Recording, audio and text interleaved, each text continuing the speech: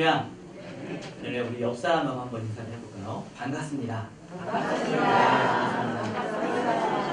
반갑습니다. 원래 반갑습니다라는 인사 원래 처음 만날 때 하는 인사죠. 왜 갑자기 반갑습니다라는 인사를 시키느냐? 이 반갑습니다라는 말에 숨은 의미가 있어요. 여러분들 혹시 알고 계신 분도 있을지 모르겠지만 예, 순 우리말이거든요. 반 같습니다. 그래서 반 같습니다. 그래서 이런 말인데 반이 무슨 말이냐면 우리말로 신을 뜻해요. 신적인 존재를 반이라고 해요. 그리고 반과 같습니다. 신 같습니다. 이런 뜻이에요. 이게 원래는 뭐 옛날 순수 우리말이기 때문에 하나님을 뜻하면서 만들어진 말은 아니지만 이 말의 뜻을 제가 처음 들었을 때 맞다. 우리가 서로를 만났을 때 그렇게 인사하면 너무나 은혜롭겠다 이런 생각이 들었어요. 옆 사람을 한번 보시면서 다시 한번 인사를 해봤으면 좋겠어요. 당신 안에 있는 하나님을 보는 것 같아요. 그러면 그런 마음으로 반갑습니다 하고 다시 한번 인사해볼까요?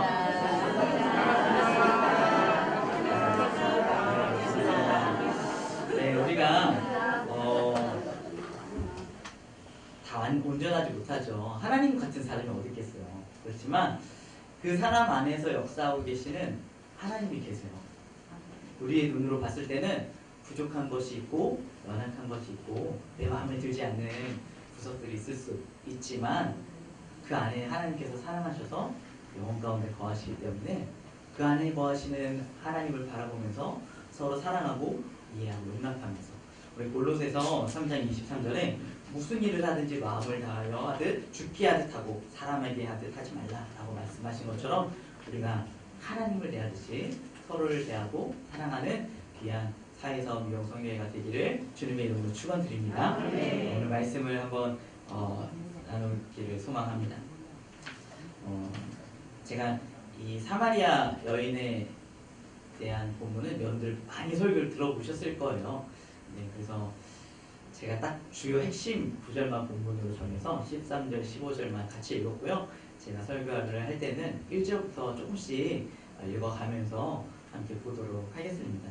1절에 예수께서 제자를 삼고 침례를 베푸신 것이 요한보다 많다 하는 말을 바리새인들이 들은 줄을 주께서 아는지라. 3절에 유대를 떠나사 다시 갈릴리로 가실세. 예수님께서 원래는 유대 예루살렘에서 이렇게 사역을 하시다가 그래서 사람들에게 침례를 베푸시고 가르침을 베푸시고 그런 일들을 하시다가 바리새인들이 예수님의 사역에 대해서 듣게 되었다.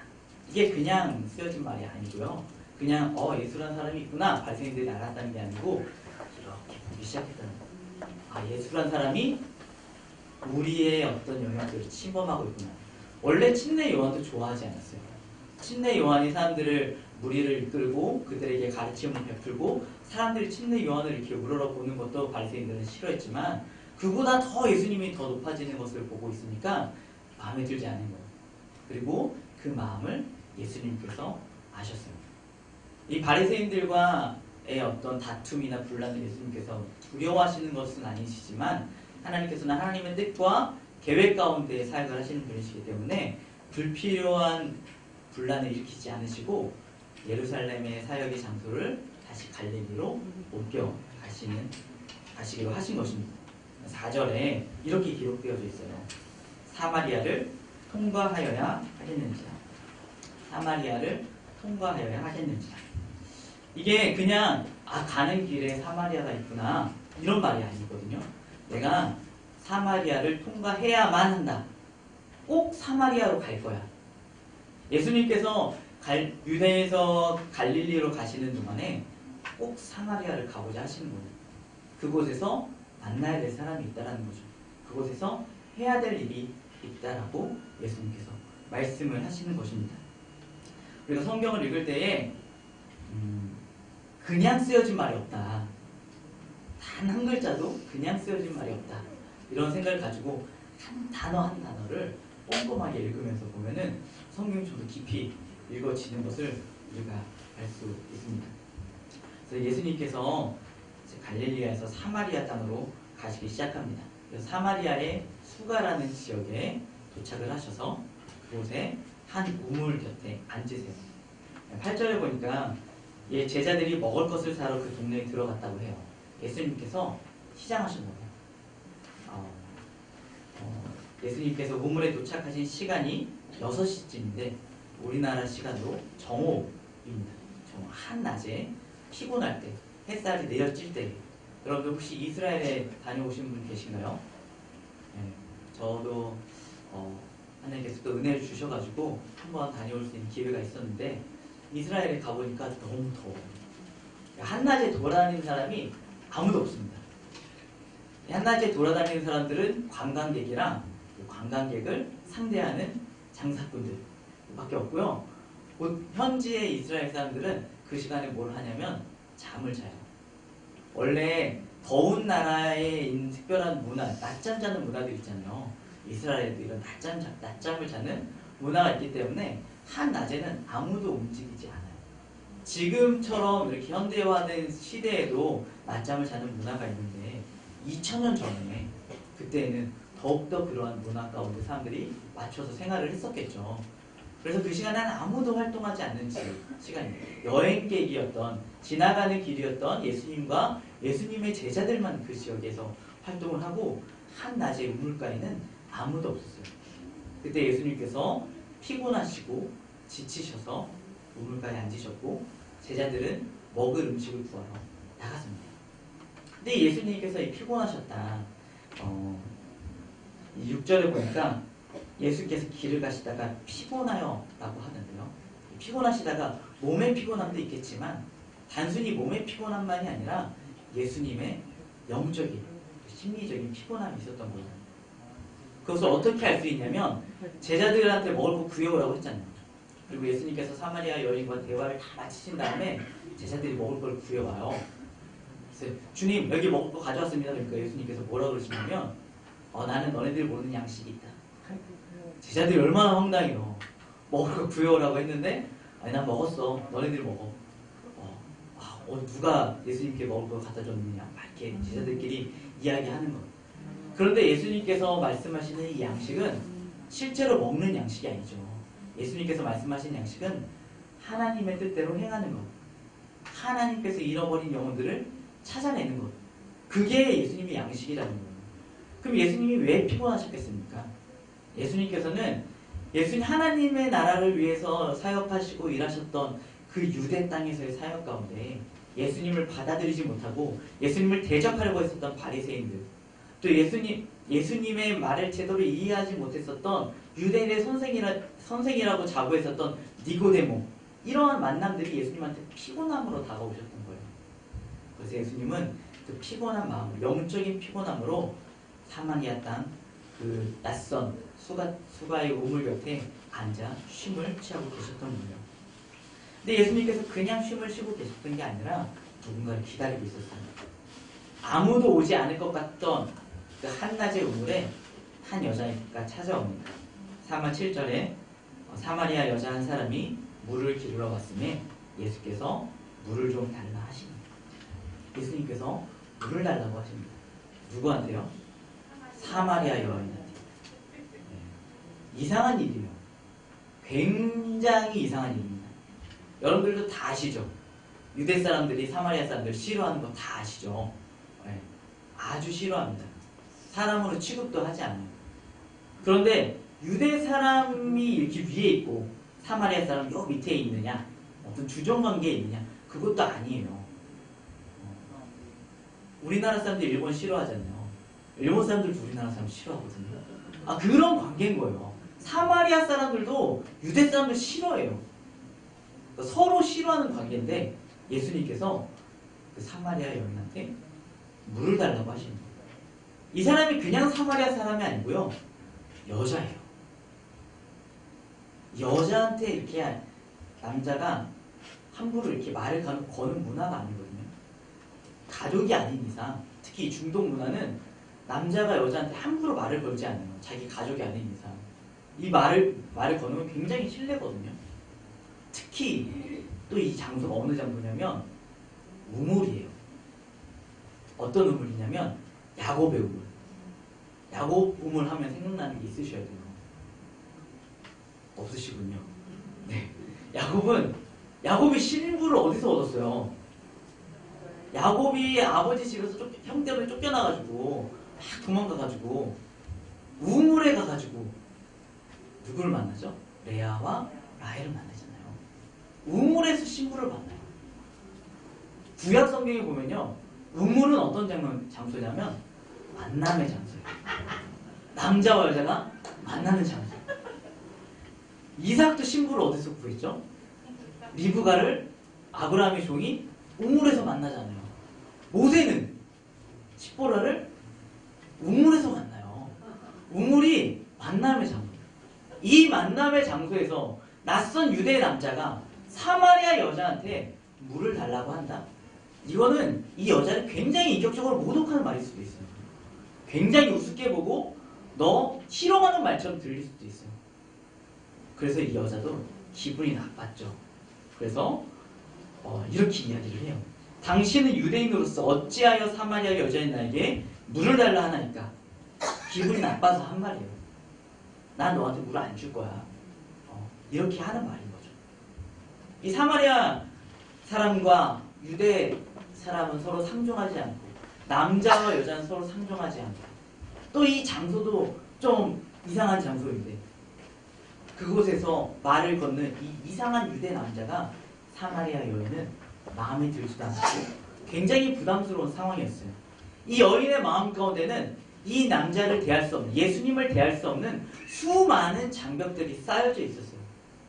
그런데 예수님께서는 그 모든 장벽들을 전혀 개의치 아니하시고 다시 한번 말씀을 하시죠. 10절에 이렇게 말씀을 하십니다. 내가 만일 하나님의 선물과 또 내게 물을 좀 달라 하는 이가 누구인 줄 알았더라면 내가 그에게 구하였을 것이요 그가 생수를 내게 주었으리라. 예수님께서는 이 유대인 여자가 갖고 있었던 그 수많은 장벽들이 하나도 장벽처럼 느껴지지 않으셨던 거예요. 네가 사마리아 사람이야? 그게 뭐 어때서?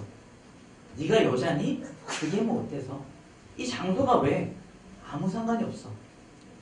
내가 너를 만나는 데 있어서, 내가 너를 찾아오는 데 있어서 그것들은 아무런 장벽이 되지 않아. 너는 그런 세상의 어떤 문화와 사람들의 시선과 사람들의 이 인종 간의 어떤 갈등이 너에게는 문제가 될지 모르겠지만 내가 하나님의 말씀을 가지고 너에게 나아가는 데 있어서 그것은 전혀 문제가 되지 않아. 라고 예수님께서 이 여인에게 이야기하시는 거예요. 여러분들 너무나 잘 아시죠? 이 여인에게는 고민이 있었어요. 물 좀 들어가지 않았으면 좋겠다. 물 좀 들어가지 않았으면 좋겠다. 왜요? 이 여인은 가정이 무너진 여인이었어요. 4번의 결혼을 했고요. 4번의 실패를 했습니다. 그리고 지금 살고 있는 남자도 온전하지 않은 남자예요. 그것을 주변 사람들이 다 알고 있어요. 부끄럽죠. 아무도 내 옆에 오지 않고 아무에게도 말을 걸고 싶지 않고 세상에서 혼자인 것 같은 그런 상황 가운데 있는 여인이었어요. 그러니까 아무도 활동하지 않는 한 낮의 시간에 죽지 못해서 안 마실 수 없으니까 그 물을 들어 우물가로 찾아온 것이었어요. 아무도 찾아오지 않는 곳에서, 아무도 만나주지 않는 곳에서 예수님께서 그 여인을 찾아와 주셨어요. 그래서 물을 좀 달라고 얘기하시는 거예요. 이 여인의 마음 가운데 있는 가장 큰 고민, 물. 그 고민에 대해서 예수님께서 질문을 던지신 거예요. 예수님의 질문은 너의 진짜 고민이 물이니? 라고 물으시는 거예요. 여러분들도 다 문제가 있으시죠? 제가 오래 살지 않았지만 살다 보니까요. 그리고 나름 하나님께서 목사라는 어떤 직분을 주셔서 사람들을 만나고 사람들과 대화를 하다 보니까 깨달은 게 있어요. 문제 없는 사람이 없구나. 문제 없는 사람이 한 사람도 없어요. 그냥 사소한 문제가 아니고요. 큰 문제, 작은 문제, 수많은 문제들이 모든 사람들에게 있어요. 옆 사람 한번 보세요. 문제가 있으세요? 네. 없는 것 같죠? 그런데 있어요. 남들한테 절대로 말할 수 없는 문제가 내 안에 있어요. 남들하고 공유할 수 없는 문제가 있어요. 나 혼자인 것만 같은, 나 혼자일 수밖에 없는, 나 혼자만 해결해야 하는, 그리고 혼자서 절대로 해결할 수 없는 그러한 문제들이 모든 사람들의 삶 가운데 있어요. 그런데 예수님께서 물어보십니다. 그게 정말 문제니? 물어보시는 거예요. 돈.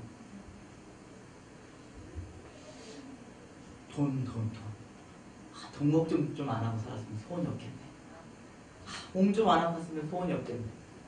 애들이 좀 말 좀 잘 들었으면 소원이 없겠네.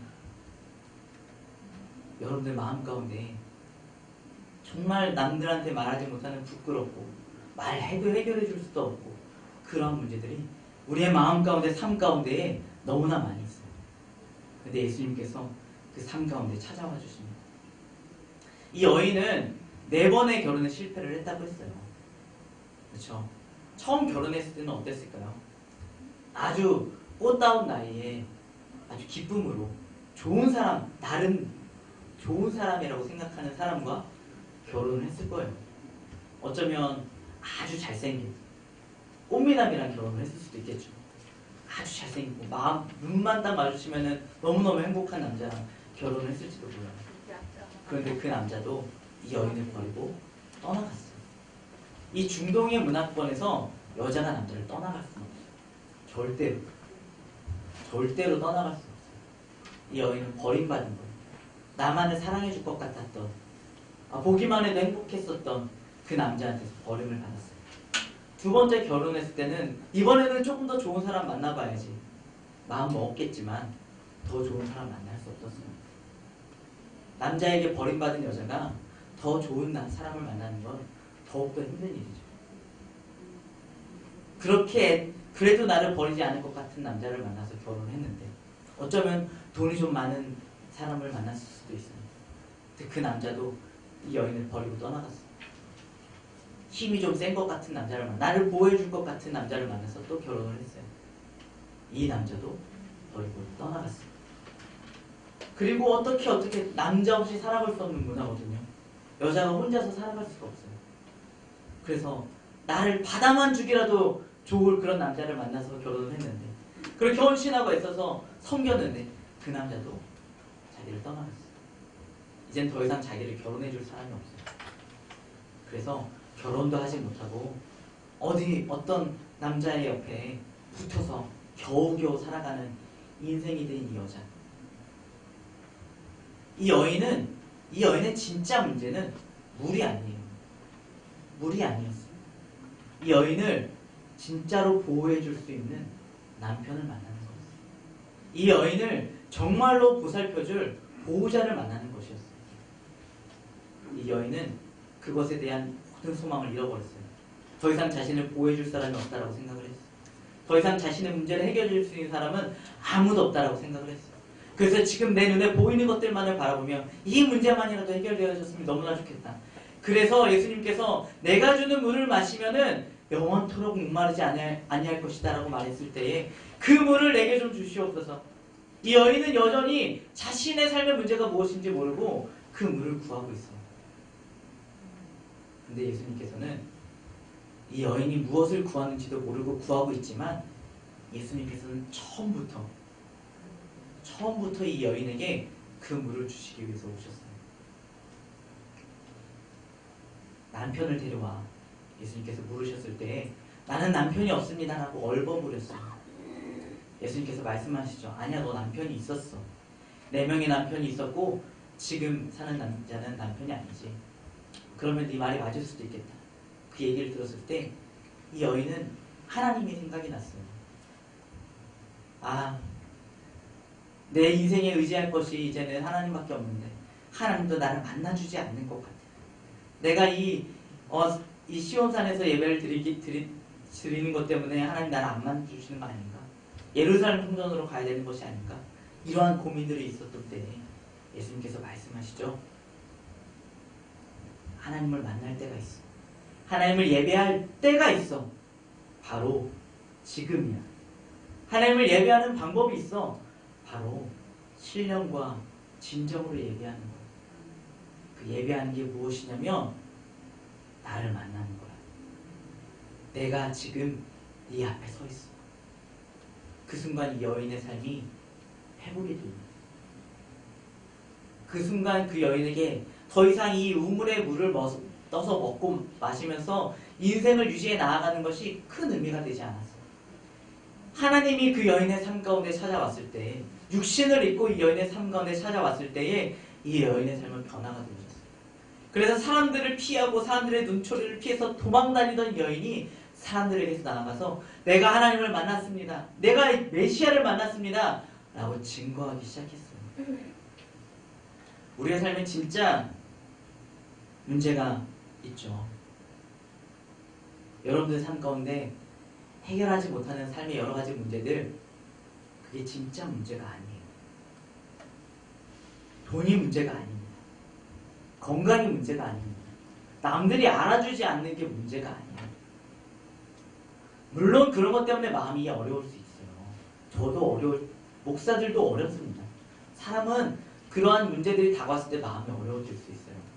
그렇지만 그 문제들은 아무리 해결하고 또 해결해도 다시 삶 가운데 갈증으로 찾아오게 돼요. 이 가운데 돈이 많으신 분도 있을지 모르겠어요. 돈이 많으니까 행복하신가요? 혹시나 그 행복감을 느끼는 게 돈이 많은 것 때문이라고 착각하시진 않으시나요? 돈은 행복할 수 없어요. 돈은 여러분에게 절대로 행복을 주지 않습니다. 돈 때문에 행복할 수 있다라면 재벌들이 왜 자살을 하겠어요?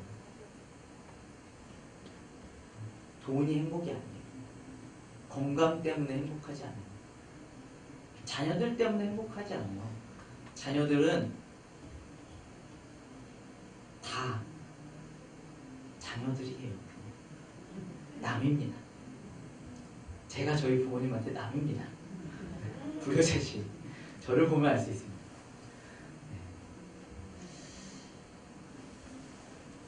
결국에는 내가 내 안에서 영원토록 솟아나는 샘물이 있어야 돼요. 그 샘물이 바로 우리를 찾아와 주시는 예수님입니다.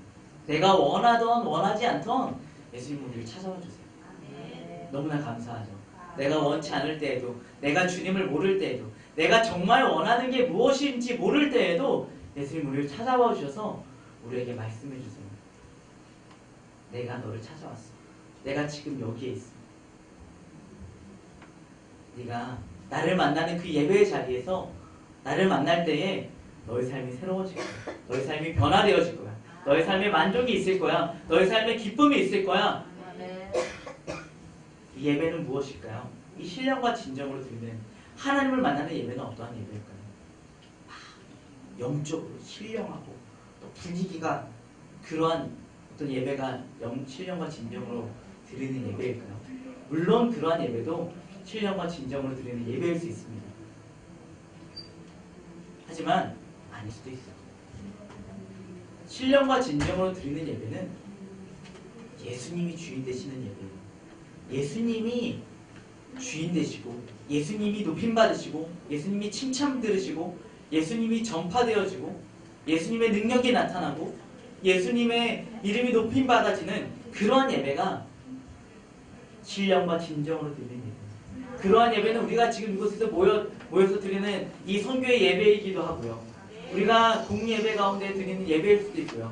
여러분들의 직장 가운데서 드리는 그 삶의 현장이 그러한 예배가 될 수도 있고요. 여러분들의 가정이 그러한 예배가 될 수도 있고요. 여러분들이 봉사하는 섬김의 손길이 그러한 예배가 될 수도 있습니다. 아니, 그러한 예배가 되어야만 합니다. 그래서 예수님이 여러분의 삶 가운데 끊어지지 않을 때 여러분들의 삶이 기쁨이 넘치고 감사가 넘치는 그런 삶이 될 줄로 믿습니다. 여러분들 더 이상 다른 데 헤매지 마세요. 예수님 앞에 나와서 예수님을 마시고 예수님으로 만족하시는 귀한 사회성 미형 성교회 되시기를 주님의 이름으로 축원드립니다. 기도하겠습니다. 사랑이 많으신 주님 참으로 감사합니다. 하나님, 우리의 인생이 너무나 힘들고 외롭고 정말 아무도 해결해 줄 수 없는 삶의 문제 때문에 너무나 고통받고 힘듭니다. 하나님, 우리의 삶 가운데 찾아와 주셔서 하나님 우리를 만나 주시옵소서. 내가 너를 만나야만 하겠다, 내가 너를 만나야만 하겠다라고 말씀하시며 우리에게 말씀해 주시고, 내가 지금 너의 앞에 서 있어 나를 붙들어 나를 만나 나를 마셔 라고 말씀하시는 그 주님을 이 시간 우리가 만나게 하여 주시옵소서. 그 주님의 음성을 듣게 하여 주시옵소서. 우리의 영적인 눈이 열려지게 하여 주셔서 예수 그리스도로 살아갈 수 있는 하나님의 사람 다 되어지게 하여 주시옵소서. 우리의 믿음의 선포가 아버지 하나님 앞에 들려지게 하여 주옵시고, 아버지 우리의 삶의 문제를 주님 앞에 내어놓았을 때에 예수 그리스도로 말미암아 그 모든 것들을 해결함 받게 하여 주옵시고, 하나님을 인하여서 우리가 어떠한 상황 가운데서도 감사를 기뻐할 수 있는 하나님의 백성 다 되게 하여 주시옵소서. 아버지 하나님, 귀한 사회사업 미용 성교회 가운데에 하나님 성령의 기름 부으심을 하여 주옵시고, 아버지 성령의 그 기름 부으심이 뱃속으로부터 날마다 샘솟아서 아버지 하나님 이 가운데에 예수님의 능력이 나타나는, 예수님이 높임 받으시는, 예수님이 칭찬 받으시는, 예수님이 전파되어지는 귀한 신령과 진정으로 드려지는 예배 있는 귀한 선교회 되어지게 하여 주시옵소서. 섬기는 모든 장로님과 아버지 하나님 임원들 모든 회원들 하나님께서 기름 부어 주시고 늘 주님께 동행하시고 함께하여 주시는 은혜 누리게 하여 주시옵소서. 감사드리며 살아계신 예수 그리스도 이름으로 기도드렸습니다. 아멘.